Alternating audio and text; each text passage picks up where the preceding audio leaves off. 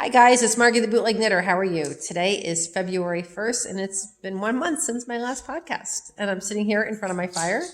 This is not a backdrop, that's a real fire in our stove. We got the pot on to help add the humidity to the air. And it's a nice, lovely night. And if you hear noises in the background, I apologize. My dogs are deciding, they just ran behind me to be obnoxious.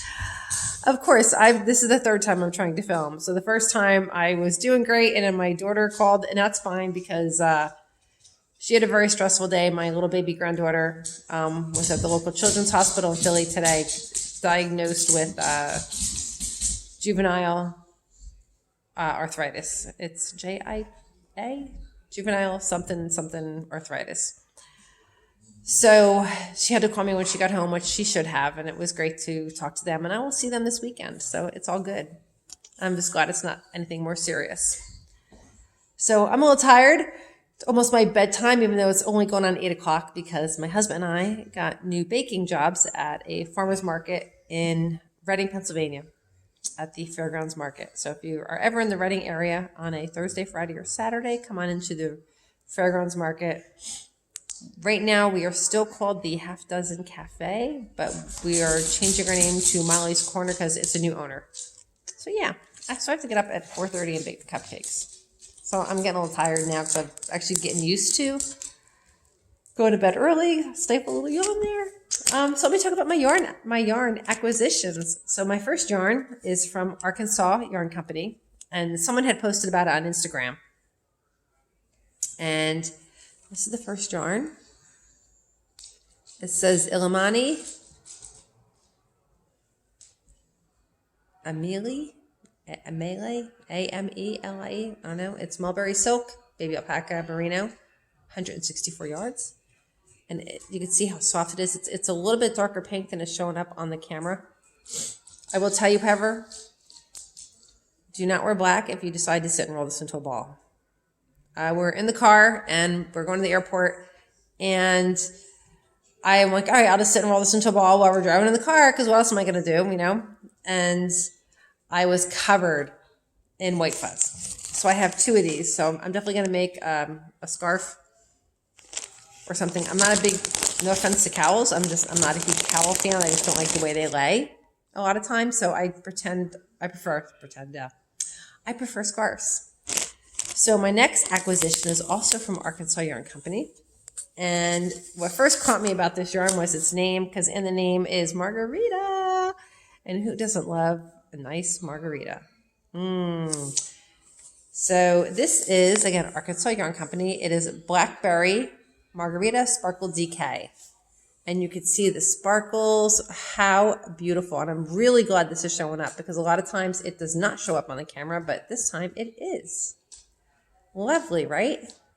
And it's actually more of a red-violet color. On the camera, it looks more maroon, but it's actually closer to the red-violet crayon in that crayon box we had when we were all children.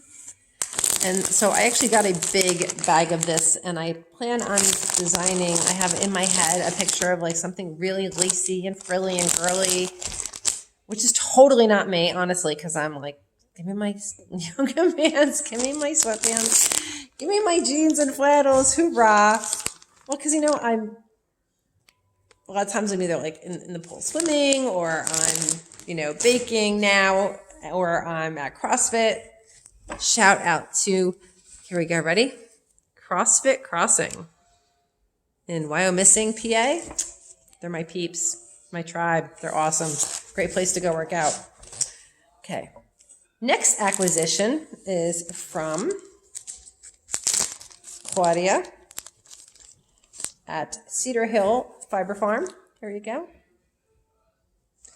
And it's giant Angora fiber from, her name is Blossom, and it's black and gray, but it's actually more gray than black, and a lot of white too, and it's absolutely gorgeous. So I got 3 of these bags, and I actually plan on, mixing this with something else. Not sure what yet. I have a lot of fibers I can choose from downstairs in my fiber stash.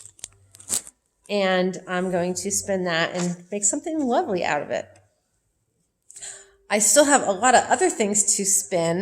My friend Pam from the Lancaster Spinner and Weavers Guild puts together the most amazing holiday packages and so forth. So this was from the 12 Days of Christmas, and I have to apologize to her because I didn't finish spinning it because my family came, I got a new job, it was insane.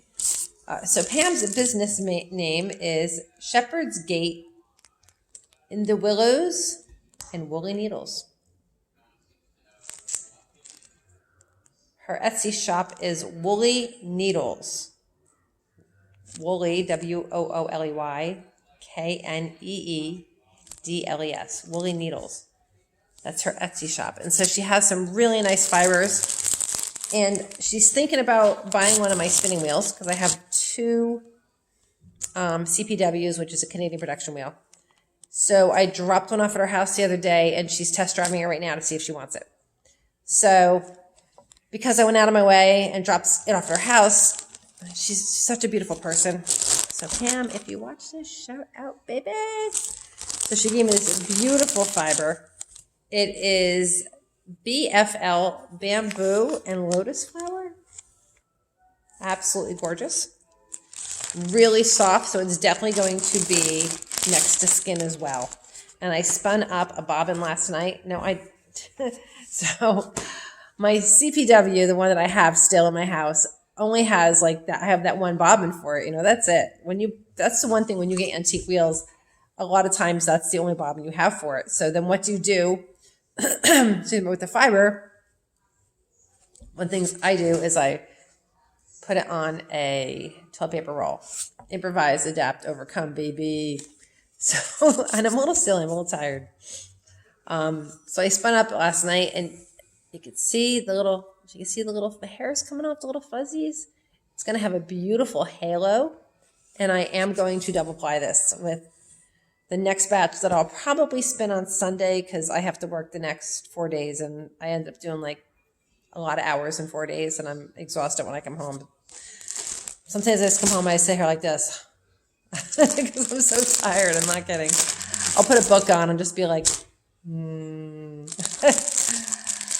So that's what this is. Awesome, beautiful fiber from my girl Pam. And then I went to my friend Paula's house. Sunday was really busy, so back up. I actually demonstrated in, let me think where it was. I actually have it written down. Quarryville Muzzle Loader Show in Quarryville, Pennsylvania. It was actually really cool. So they said they're having a muzzle loader show. So a lot of the guns are, from 1700s, 1800s. So they said, let's bring in some crafters that do that kind of, old time crafts. So if you go on my Instagram page, the Bootleg Knitter, there's a picture of me in my dress from the 1800s. I got from my girlfriend Meg up in Maine. So Meg, if you watch this, shout out to you. Everybody loved your dress. I thought it was amazing. And I had my one great wheel. I actually just sold one, and now I have my other one that's actually the older one that I have. It's really old. And I was doing some great wheel spinning, and I was so excited because I was able to, for the first time ever, I did my hand carders. I got my fiber nicely prepped, and then I'd put it on the on the wheel, and I would just be able to draft it out with one hand. It was awesome as I got further and further back on my wheel. I'll have to take a video one day of I know I did a short one when I first started learning how to spin on the great wheel. But I've gotten a lot better at it, practice, got to practice. So I had a blast with my other friends, Patty and Tracy from the Lancaster Spinner and Weavers Guild. Thank you for a great time on Sunday as well. And then I stopped by my girlfriend Paula's house. So Paula has a farm, and Paula's farm is Buttonwood Spring Farm. So Buttonwood, one word, Spring Farm in Manheim, Pennsylvania. And she sells fiber also. And so she gave me, and she's awesome. It's already been washed. If she was going to send it to the mill, it's Texel. Let me see what it says. It's Texel, T-E-X-E-L. And this one, she was going to send it to the mill, but it has a lot of, they call it what, VM? material. See the vegetative material? I will just card that right out with hand carders. To me, it's not that big a deal. And this fiber, when I wash it again, it's going to literally just be white. And look at the crimp. Look at the nice spring. Boing, boing, boing, boing, boing. But it makes a really beautiful yarn. So she gave me this whole big, awesome bag. Look at this. I'm so excited. I love you, Paula. And I will be spinning that Jones up. Yeah. So I think that's it for my acquisitions. Yeah, because I've been really busy. And I had a bunch of orders. I had my Cubs mittens. I had my Tennessee mittens. You can go look on my Instagram page as well for those. They just all got sent out. One was for Christmas and one was sent out last week. I made my nephew the coolest hat. Again, pictures on Instagram. So I let my nephew, I ended up getting a really good deal on a bunch of Coriadel fiber. And so I dyed it all different colors, and it's been sitting in a box in my room, and I've been gradually using it for stuff. Well, he came, he's 7, he was bored. So I'm like, go have fun, you know? He took a whole bunch of different colors and just put them through my drum carder.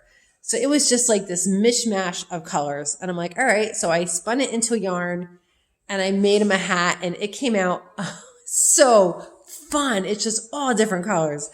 And I'm like, so I told my sister-in-law, I said, I'm going to do that, you know, probably next month. Just mishmash colors, put it through my drum carder, spin it up. And my nephew's name is Wolf, so I'm going to call it Wolf Yarn. And sell some of that and maybe make some more hats, because the hats were just so adorable with the multicolored pom-pom on top. I absolutely love it. And he almost didn't get it because I'm like, I put it on, it was really warm, and I almost didn't give it back to him, honestly, seriously.